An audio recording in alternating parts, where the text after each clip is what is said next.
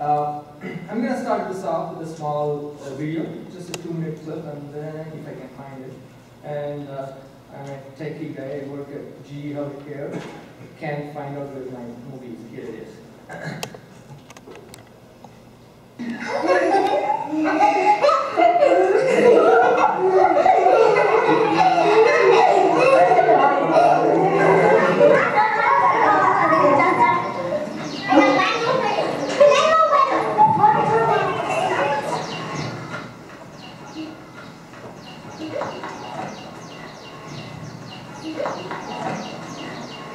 अंदर नहीं हो? छोकरा के बाहर अंदर क्यों नहीं है? तुम अंदर क्यों नहीं हो?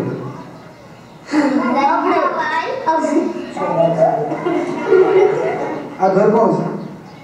मासी नाम से? मासी नाम से? तो आइए अंदर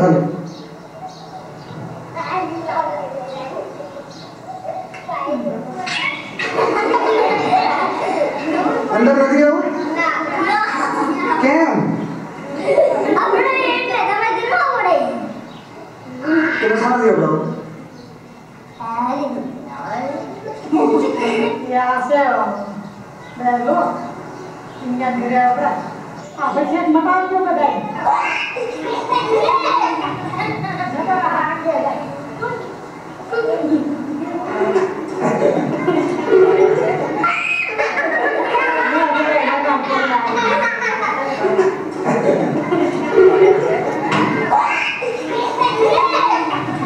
माता हाथ जोड़ लो, सुधा जी लो।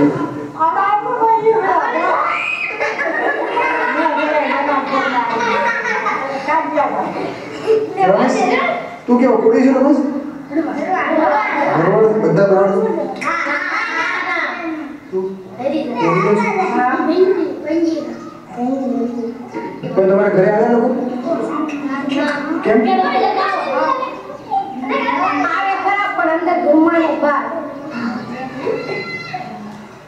तेरे को क्या किधर? ये कितना में बड़े जोरे?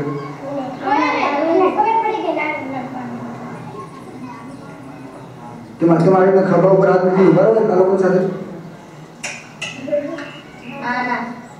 क्या? अब रहे। ला पर शेयर से ईद बननी है, पर शेयर पे लाऊं। So this is a movie called India Untouched. It just shows in a funny, at this point at least, in a funny way how discrimination happens in India. It's a small village scene where kids are happily playing around. It still looks like playing around, but we can clearly see that one of the kids is considered an untouchable. There is discrimination.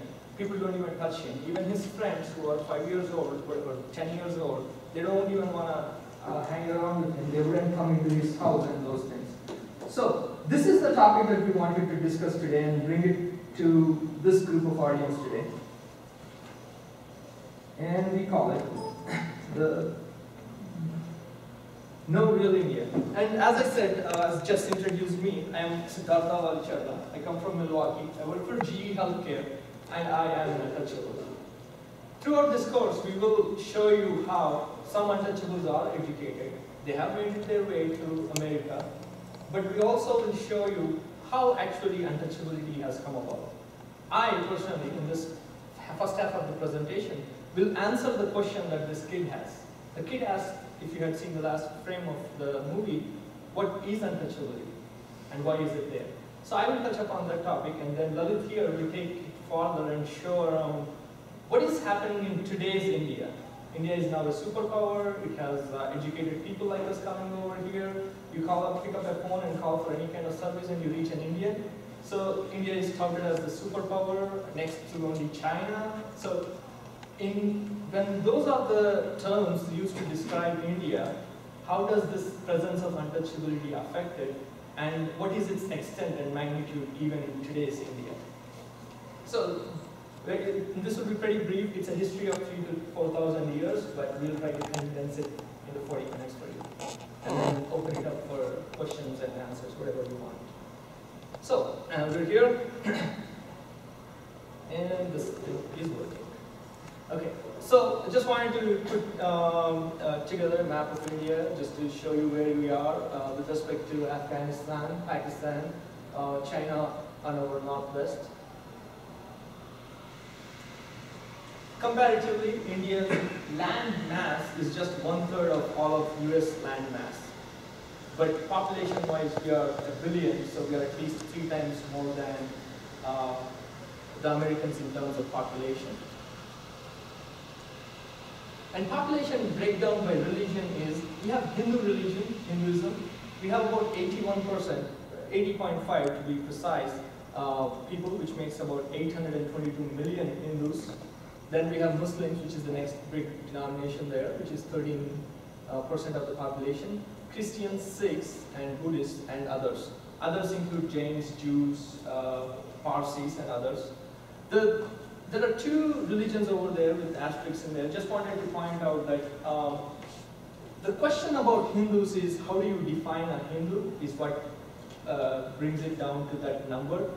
There is a broad brush painted across the population of India, and that's how you get that big number of Hindu religion. But as such, Hindu as a religion, or Hindus as people, don't exist. They are a conglomeration of all castes. Castes make up a Hindu religion. Because when you ever talk to a Hindu person and say, who are you? And if the person ends his answer by saying, I am a Hindu, the answer doesn't end there. The questions don't end there. The follow-up questions come up as in, okay, you are a Hindu, but what are you?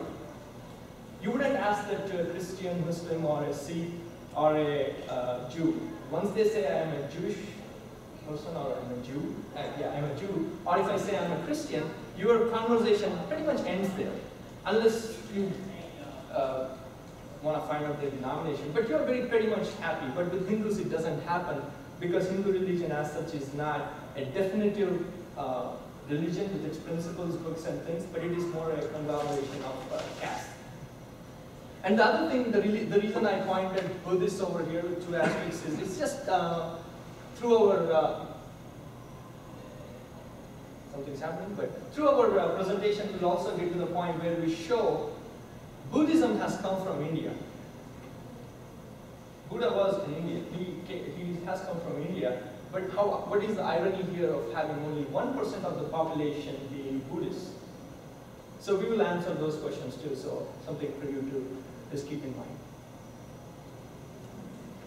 So what is a caste-based society? With this smaller group, I like to make it more interactive. I don't have to worry that there will be 100 questions. There are not even 100 people here. Oh, guess me, there are only 20, so. Let's start. Do you guys know anything about caste system? Have you heard about it? Have you come across it in any shape, form, or? You can answer, though you may have heard it before. It's not fair, it's just world religions. No, you might be the right person. Go ahead, tell me.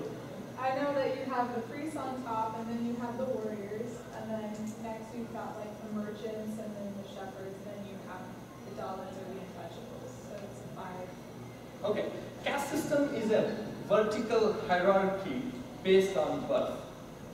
Pretty much by birth, you are placed into a caste, and castes themselves have a particular social position. So I just put it in my own words. This is not a quote taken from a book or anything. This is a quote which I have pretty much summarized from what I have learned. Caste system is a system where people by birth are claimed to be either mighty or filthy, and in between. The biggest thing here is, even in other in other countries, there are people who are rich, who are powerful, and then there are people who are weak, considered filthy. But the biggest difference with Indian social system, this caste system, is that mobility is taken away from you because it's based on birth. If you were by birth born into a priestly community, though you may not continue that profession or anything, you still get attributed with all the social status that comes along with it. So that's the point here. And then you might be an untouchable. Your parents probably were manual scavengers, cleaning the toilets and stuff.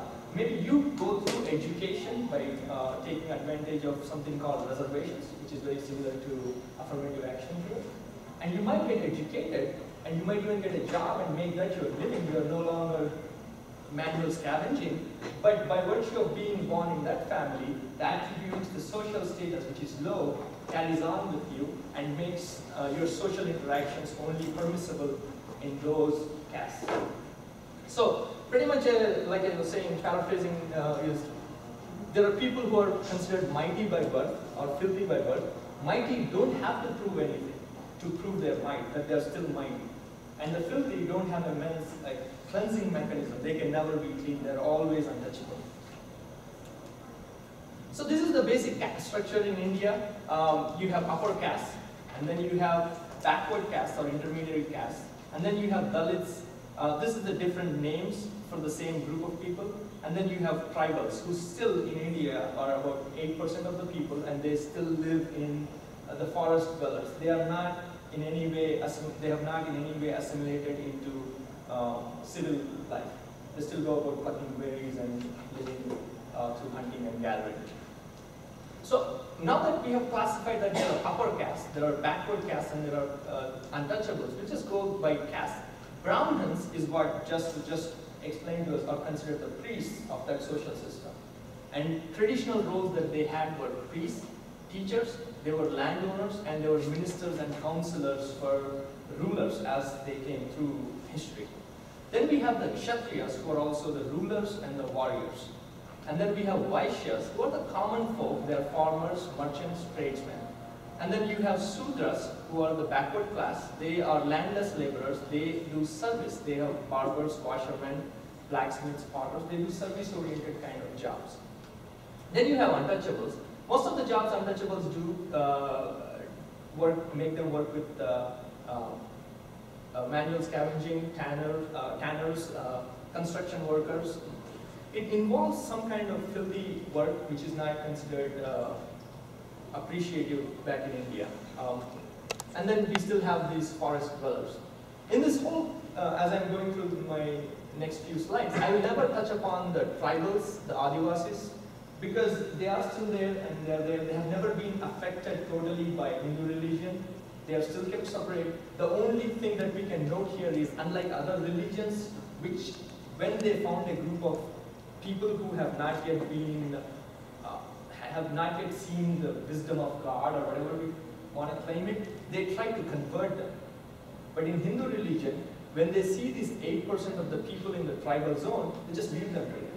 So that's the difference which I would like to find. But other than that, the tribals were there, I'm pretty sure, from way back, because that's how human beings grew up. They were tribals, they were gatherers, hunters.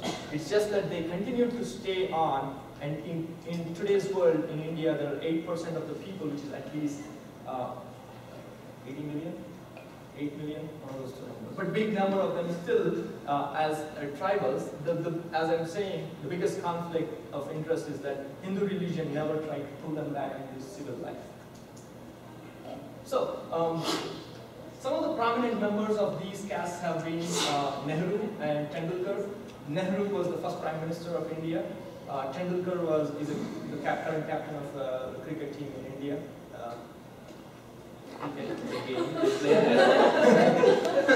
Played by all. Come on in if you're coming in. Late's fine. They just ran, they dashed. Whoa, that guy's aggressive. But cricket is a game played by all countries, if you realize, which have been colonies of Britain. No other country plays it. They don't want to leave, India doesn't want to get rid of those shackles. Gandhi himself was a Vaishya. He was one of the, in the hierarchy of the social system, he was the third. And then we have Sudras, and then we have untouchables, whom I'll pretty much touch upon this one person, Dr. Ambedkar. He was the architect of the Indian Constitution. So, in spite of considering untouchables lowly and everything, when time came for Indians to actually draft a constitution, the only person who was educated enough, who was informed enough, who was well read across different constitutions of different countries was Dr. Ambedkar. So, there was no way for them to do it any other way but to use him as the architect of the constitution. So, this is the structure of the caste system. So now I'm going to go about how it has come. So as we go through the slides, I'll show you how these castes fill in. It's just like blanks. You just slot in when each caste comes into the picture. And as I mentioned, I leave scheduled tribes over there, which are the tribal people, because they just continue throughout the course of history of India. So So around 4,000 years ago, 2000 BC, India had no caste. The most famous civilization of that time and across India was the Indus Valley civilization. The river that flows through that green patch of portion on the map is the Indus Valley, Indus River. Indus Valley civilization is how, and that's how it got its name. So at this point in time, 4,000 years ago, there were no castes. So moving on, what we see is that around, right past that civilization in history, there are a lot of nomadic migrations from what is currently Iran, Middle East, and the Ural Mountains, right by the Tigris and Euphrates rivers. So these people move out as barbarians. They just go about and explore and go migrate into different parts of the world. Portions of these people, we call them Aryans, they move into India also, and they come in waves of migrations. So at this point in time, India has the Indus Valley civilization, and then these people start trickling down into India. These are all barbarians. They are nomads. They have the advantage of the horses, and they also have the advantage of iron ore. So they have the advantage of weapons with them. So they move into Indus and Mohenjo-daro, and they come in waves. So at this point in time, when they move in, they start a period called the Vedic period, and this is when we first see the formation of castes. And actually at this point in time, it is not at all surprising compared to any other rule at that point in time, or any other kingdom or historic thing, because in each of those cases, there must be, in each of those kingdoms, there must be priests, and then you have a group of people who are warriors and rulers, and then there is everyone else. So at this point in time, India also just goes through this same group of castes. So in the beginning, when the castes were formed, there were Brahmins, then there were Kshatriyas, the warriors and the rulers, and then we have the common people. The biggest thing that happens here is that this is the reality of the life there. There are really people who are priests, who are rulers, and then who are actually common people, just going about the common life. This group of people, Brahmins, realize that this real state is a very ideal state for them. If they can make the real the ideal, they can always stay on top. So what they do is, through the power of their priesthood and their ability to use the books, they do edify these codes that Brahmins, and they edify that the caste system needs to be permanent, and this needs to be the ideal society, and they also strive then, after they prove that this needs to be the ideal society, to make it the real always throughout their course of history. But as we know, there is always a conflict when one group of people try to claim this high status and want to go ahead with edifying them, codifying them into books and things. And we have seen this in other movies also. There is always a fight between priesthood and the rulers. There is always a fight between who is superior and who is inferior. The similar thing happens in India also. So we have Brahmins who have claimed that they are the most superior, but then there come a group of Kshatriyas. If you have seen the book of Aryan, the slide where I have shown that Aryans have migrated into India, they have come in waves. So one group of Kshatriyas who are very powerful, they actually question the authority of Brahmins. And that's where what happens is that the Brahmins, through their superior religious power, they defeat them, and then they move them to a group of people who are even below the common folk. That's where the first time in Indian history you see this group of people coming up called Sudras. Until then, there is no mention of Sudras, but once the group of Kshatriyas revolt against this Brahmin leadership, the Brahmins defeat them, and then they push them below the common folk. And they stop performing any kind of rituals to them, which then debars them from getting into any kind of social interaction. So this is the first time we see Sudras, and if you, this is the book written by Dr. B.R. Ambedkar. Dr. Ambedkar, the architect of the Constitution, he has written the book Who Are the Sudras, in which through research he has reported that Sudras were one of the Aryan communities of the solar race. So they were also immigrants like the Brahmins and the others. They fought against the Brahmins because they weren't ready to accept their superiority. And as a result of this, they were defeated, and then Brahmins refused to invest the Sudras with the sacred thread.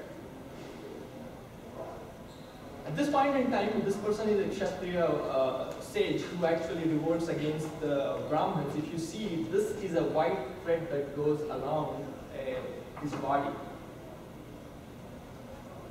In Hindu religion, this white thread can be given only to Brahmins, Kshatriyas, and Vaishyas, and they are called the twice born men. Birth through a woman's womb is considered impure, and then they need to perform this Upanayana, which is the performance of that thread, which will then result in a second birth for them, but only these three groups are provided with that opportunity to perform that ritual. Hence, this group, which can never perform, will always stay impure. And they always can only do servile jobs. And in fact, their job or their purpose in life is to serve these three groups. That's how the books have been written. So far, so good?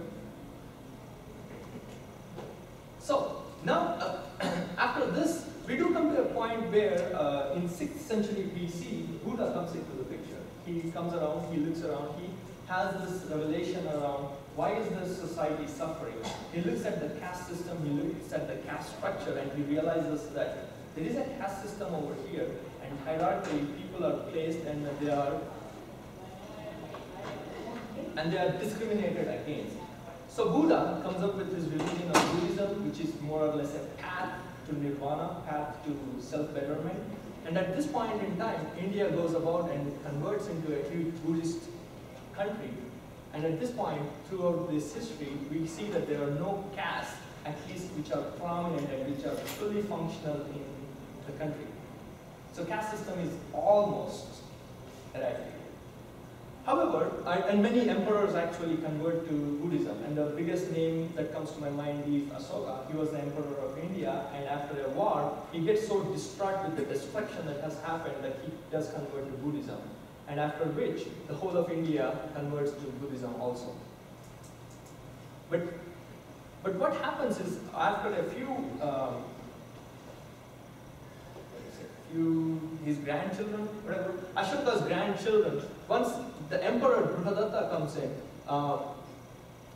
as this Buddhism is continuing, as there is a Buddhist empire, there comes a time when there is a Buddhist emperor who has a commander-in-chief who is a Brahmin. So there is a coup conducted by this Brahmin, and he kills this emperor, and then he methodically converts India back into a caste-based society.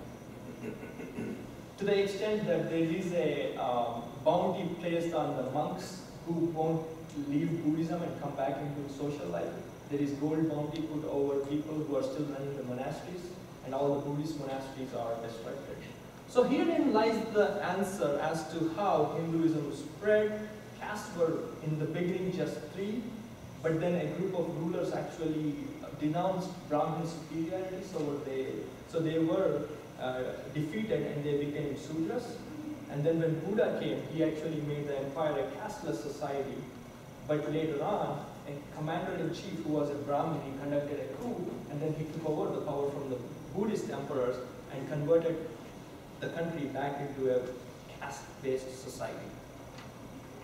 So, up until the last slides, I still never got to the point of untouchables. I had always stopped at the Sudras. But what happens after this is, when these Buddhists, there are Buddhists who don't convert into Hinduism. And there are also Buddhists who are living outside the village, who are not in direct contact with the village people, and they continue dealing with Buddhism, and also they continue dealing with dead animals, cows, pigs, or whatever. So, contempt and hatred of these broken men and Buddhists by the Brahmins, and their continuation of beef eating by the broken men are the roots from which untouchability has come about. I'm going to stop here because at this point, and what I've answered is how has untouchability come up. And by virtue of doing that, I've also shown how these different castes have formed. Let me ask you to stop here and see if there are any questions. Yes? I kind of spun from your lecture so far, but not directly to what you're talking about. What if we came to India for an extended stay? Where would we fall in these castes? You wouldn't. Class, you know? Okay, I will answer this question and then go ahead.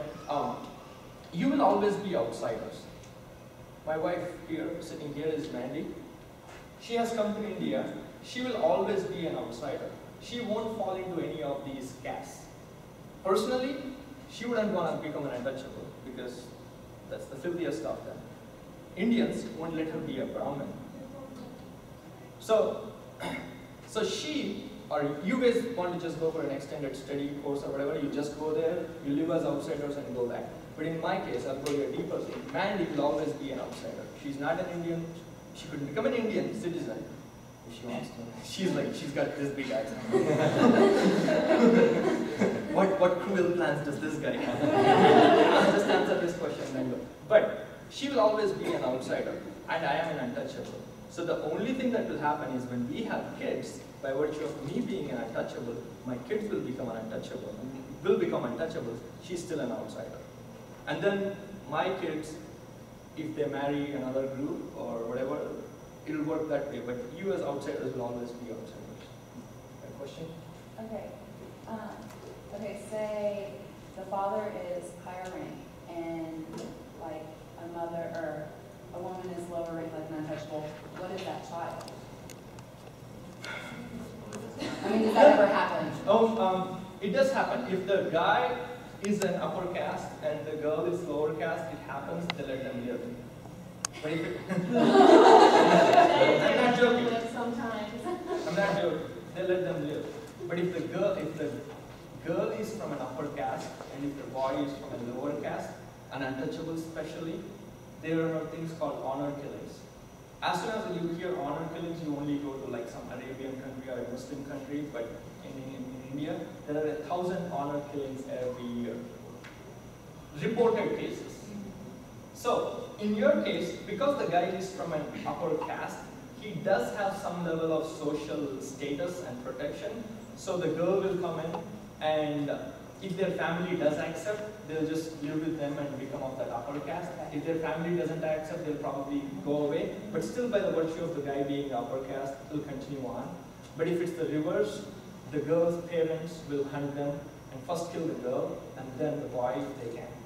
I know there are other questions, but can I ask you guys to hold on? I want to ensure that Lalit gets to his contemporary piece of India, which might answer a lot of these questions. Just wanted to ensure that you're still with me and it's still good, still interesting. And if you haven't realized, we have locked the doors now. Okay. After this there was Buddhist period, then the Buddhism goes away, and we again have caste. Then comes the Muslim rulers who come into India. At this point, I have left this intact, because as Muslims came in and people were converting to Islam, there were Hindus left still, and somehow the Muslim rulers never got into the Hindu social fabric. They left it alone. So people never worried about this. So the Hindus were living as they were. There were Brahmins, there were Kshatriyas, Vaishyas, Sudras, and Untouchables. Nothing changed over here, which is the only reason why I left it as is. So Muslim rulers never disturbed the social fabric. In fact, if you read this, which I don't know if I'll read it out for you guys. So the Delhi Sultans levied the jizya tax. It's a tax according to income. So by income there was a tax with exemptions for people at both ends of the spectrum. The poorest were excluded from the tax, and until this particular Feroz Shah, who was a sultan, he came in, the purest were also excluded from it. So what we are seeing here is that not only did the sultans, the Muslim rulers, not get into the social fabric of Hindu religion, they also let the Brahmins, they exempted them from a social, from a tax. So the Brahmins were never worried about it. The Muslim rulers came, they didn't care because they were still happily living. So that's where the caste system never changes. But then the British rule comes, and this will be the last one slide before I move on to Lalit takes the stage. So the British rule comes in. However, British rule comes in 1600s with the East India Company, and by then the modern ideas of liberty, fraternity, and equality are getting into people's heads. They may have still discriminated Indians as you are brown skinned, we are all white skinned, but once they looked at all Indians were equal for them. They didn't care much about whether you are Brahmin or you are an untouchable. For them, Indians were all the same. So when India cries foul, or Indian media cries foul that Britishers came and destroyed our country, for some people it was actually good. For the untouchables, Britishers coming into India was a relief, because British government started the first missionary schools, they started the first hospitals, they started the first, they gave the first ability for untouchables to voice their opinion. They took them into their military. So British rule was not all bad for all Indians. It was only bad for the Brahmins, because they now come all Indians and said, you're all the same for us. Which is why there was an interesting thing. If you ask today in India what is the biggest problem in India, people will say it is the Hindu-Muslim issue. Hindus are fighting against Muslims because they are outsiders and all this. My question then is, India was being invaded by Muslim ruler after ruler. Why did Hindus all unite then? Hindus did not all unite then because the brains are over here in this bucket. Brains are in the Brahmins bucket. They are the ones who are educated, they are the teachers, they are the ministers or whatever. And they were getting exemption from tax. They're like the 1% of America. Why would they want a code change? So, just wanted to, but when British rule came, suddenly there was a Hindu group and they started fighting against the Britishers. So, just wanted to show them. And I also wanted to show one difference between Dr. Ambedkar and Gandhi. When Dr. Ambedkar said that untouchables are a different group, we need a representation for them in politics, Gandhi said, you can give them power, they don't know how to use it. The only way you can help the untouchables is by the upper caste doing penance. So he didn't want the lower caste or the untouchables to gain power. He said the upper caste should go and perform penance.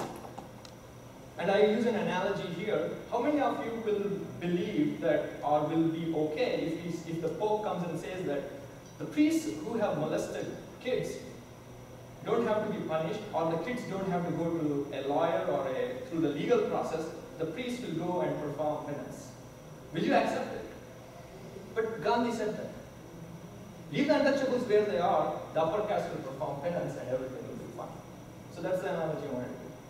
But Dr. Ambedkar did not believe that and fought for the religion. I'm going to skip this whole thing. I'm going to end with one thing here, which will take us into Lalit's presentation.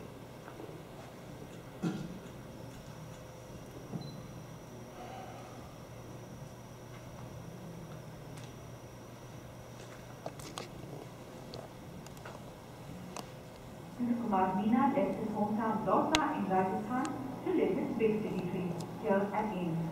Instead, this young Dalit said, life has become a nightmare. He's abused almost every day. In the nerve center of anti-reservation protest, no upper caste wants to be his friend.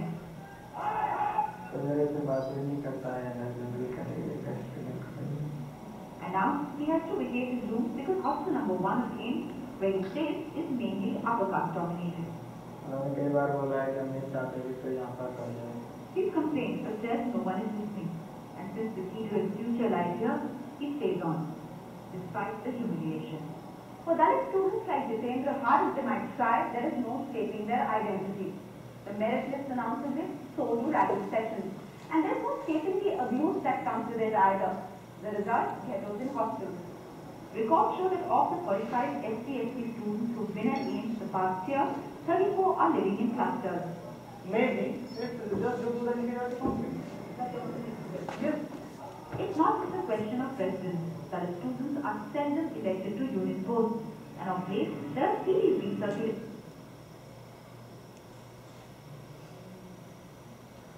So I just wanted to take this here to show that it's not a phenomenon just in a village or something. The movie that you saw was in AIMS, All India Institute of Medical Sciences, the topmost medical college. So if I were to ask you today, if you can prove that racism exists in Harvard, and if I can prove that, then can I say that it exists in all over America? Same thing. AIMS is the premier institute in India, and there a Dalit boy was not allowed, and it was just his story. The story said Dalits are making ghettos because they don't get acceptance. So here we go. Dalit will now present the contemporary situation of Dalits in India.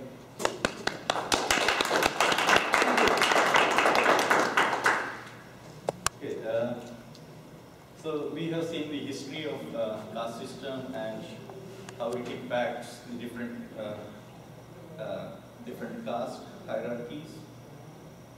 Dr. Ambedkar, which we have seen, he was constitution maker of India. He said that Mahatmas, India is country of Mahatmas, the rishis. So we have a lot of Mahatmas. So he said that a lot of Mahatmas came and gone. They just raised the dust. Nothing has been changed. Untouchable remained the untouchables. So a lot of reformers have been there, but nothing has been changed for centuries. And we have seen this caste order. I tried to put it in the different framework, how it looks like. As the caste goes down, there is more division among the caste. So a lot of people ask why there is no revolution against the high caste people. As you see, the top 3 castes are around 15% of the population, and the majority of them are below. Although we have around 50–60% of the Shudra, the OBC caste, there is always somebody below them, and they are again divided within different castes. So it is very difficult to organize people and educate. And this caste is maintained by the marriages. So there is no inter-caste marriages. By religious scriptures it is banned. And so that's how even the access to education, employment and a lot of other opportunities goes by this caste order. And broadly there are 2 major varnas. So there is, the top 4 is Savarna, who have the varna, the 4 caste, and there is Avarna, who does not belong to this caste order, who are almost untouchable. So looking at the demographics, we have, there are a lot of data on this. So if you see the below poverty line, the literacy, the graduation rates, agricultural labor, as compared to upper caste, the caste Hindus, Dalits, they perform really worse on a lot of these parameters. In day-to-day life, majority of Indians lives in villages, 70% of them. And there are physical atrocities. Every day, there are 3 Dalit women being raped. Every day, 2 Dalits are murdered. Every day, 2 Dalits homes get torched. And every day, 48 Dalits are assaulted. This is recent data. The cases which are reported. And unreported cases are huge. And we are talking about India becoming superpower. And this is not small population. This is, the Dalit population is around 160 million. That is half of America's population. And in South Asia, the issue is not around India itself, but it is in South Asia all over. And the total population of Dalits is around 300 million. So that is almost equal to America's population. So, and we have the Atrocity Prevention Act, like Civil Rights Protection Act, but there is the judiciary, police system, and the politics. There is whole nexus with this system, and all these positions are controlled by the high caste. So it is very difficult to get the justice. So when you compare the SC/ST, the scheduled caste, scheduled tribe atrocity cases, their conviction rate as compared to normal Indian penal code, the normal criminal cases, it is very high, normal crimes, the conviction rate. But as compared to the civil rights cases, it is very, they don't get really justice with all these, whatever is happening. There have been a lot of studies. This studies talks about, they did a survey in almost in 8 to 9 states, covering around 600 villages. And the people nowadays, when you talk to Indians, if you ask if this caste system is there, they will say it does not. It is not there nowadays. But this study shows that they listed down different forms of atrocity or segregation or practice of untouchability, and they found substantial number of villages where this same practice is being prevalent. And this is not new invention. This is there written in Manusmriti, in the Hindu religious scripture for ages. So it is being continuing, people are following it. So in terms of public behavior, people's response to the Dalits are living in segregated areas in typical villages. They are not allowed to use the roads, the water or any public access in those areas. If they try to cross those areas, like using their shoes on, chappal on, they will be serious brutalities in a lot of cases.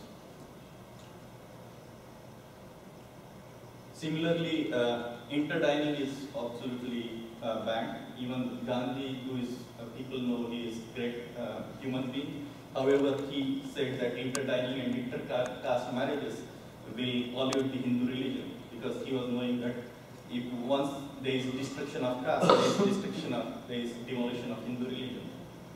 So all this, there is no access to cremation ground. So all this day-to-day routine activities, there has been instances, large number of instances where Dalits are being discriminated.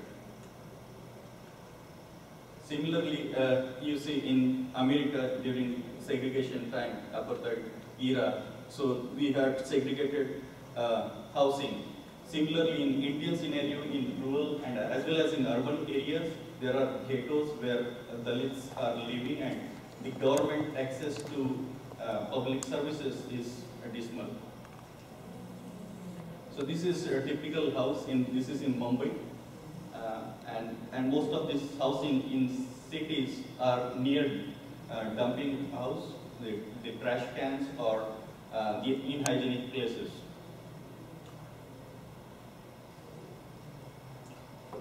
In terms of government services,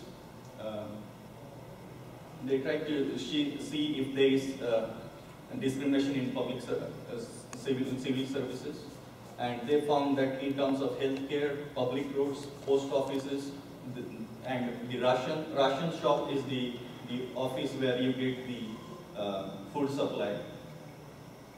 Although they are by law, constitution, by Article 17, fundamental rights, untouchability is no more, but all these forms of untouchabilities in practice by the government themselves.